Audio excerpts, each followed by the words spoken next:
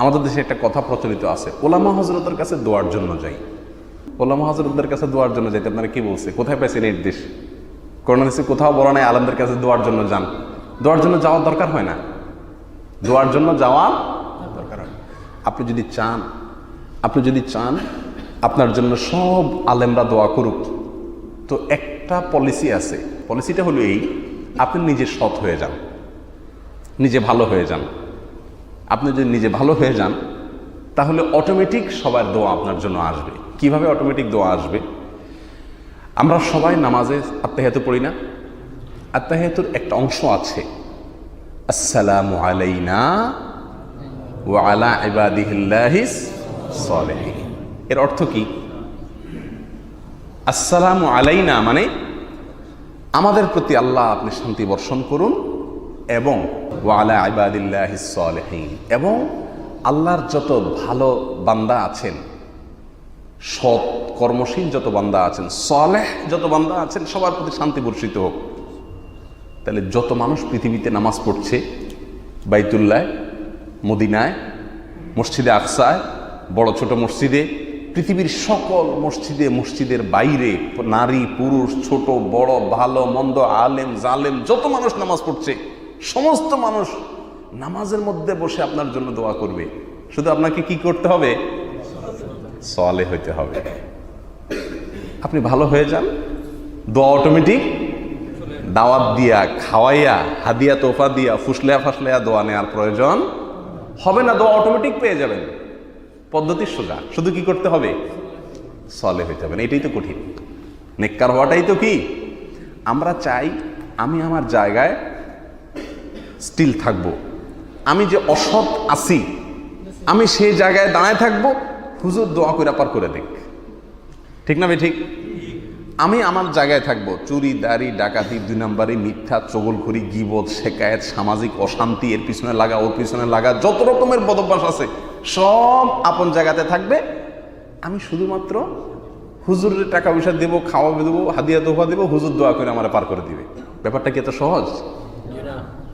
আসলে একটা মুশকিল হয়েছে কি, আমাদের দেশের মতো যে সমস্ত দেশে সামনের দরজা দিয়া কিচ্ছু হয় না, সব কিছু হয় কোন দিক দিয়া? পিছনের দরজা দিয়া। এই সকল দেশের মানুষেরা মনে করে আল্লাহর কাছ থেকেও সামনের দুয়ার দিয়া মনে হয় আসবে না, এই জন্য পিছনের দুয়ার ধরে।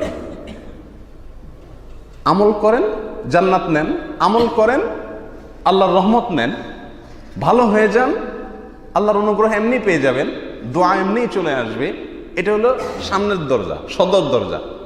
আমরা মনে করি না আমলটা আমল করে আল্লাহরে পাওয়া এত সহজ কাজ, তার চাইতে কোনো একজনকে ধরি, হুজুর পীর, উনাকে ধরলে উনি ইশারায় আল্লাহর সাথে আমারে পার করে দিবে পিছনের দুয়ার দিয়া। এই হলো আমাদের ধারণা। দুনিয়াতে এটা চলে, আল্লাহর কাছে এগুলা চলে না। আল্লাহ তাআলা বান্দার কর্ম দেখে তার উপরে ফয়সালা করেন। আপনি নিজে খারাপ থাকবেন, সারা দুনিয়ার সব আলেম ওলামা নিয়ে আসবেন, একেবারে বাইতুল্লাহর ইমাম সাহেব আসবে, মদিনার ইমাম সাহেব আসবে, মসজিদে আকসার ইমাম সাহেব আসবে, বাইতুল মুকাররমের ইমাম খতিব সব আসবে, সারা বাংলাদেশি ইমামরা সব আসবে, কানতে কানতে জারে জার হয়ে যাবে, আল্লাহ হাজী সাহেবরে আপনি জান্নাত দিয়ে দেন। সারা জীবন আপনি কুকাম করবেন, আর ইমাম সাহেবদের কথা আল্লাহ আপনারা জান্নাত দিয়ে দিবে? ভুল, এটা কখনো হবে না। প্রিয় বন্ধুগণ, তাহলে আমরা যদি চাই সব ইমামদের অটো দোয়া, এটাকে বলে কি? অটো দোয়া। সব ইমামদের, সব নামাজিদের, সব ভালো মানুষদের অটো দোয়া পাইতে চাই, তাহলে আমাকে কি হইতে হবে?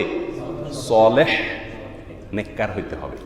কাজে কর্মে কথাবার্তায় চিন্তা চেতনায় সব কিছুতে আমাকে সৎ হতে হবে, ভালো মানুষ হতে হবে। আপনি ভালো মানুষ হয়ে যান, আল্লাহর কসম সমস্ত পৃথিবীর সমস্ত মানুষের দোয়া আপনার জন্য অটোমেটিক চলে আসবে।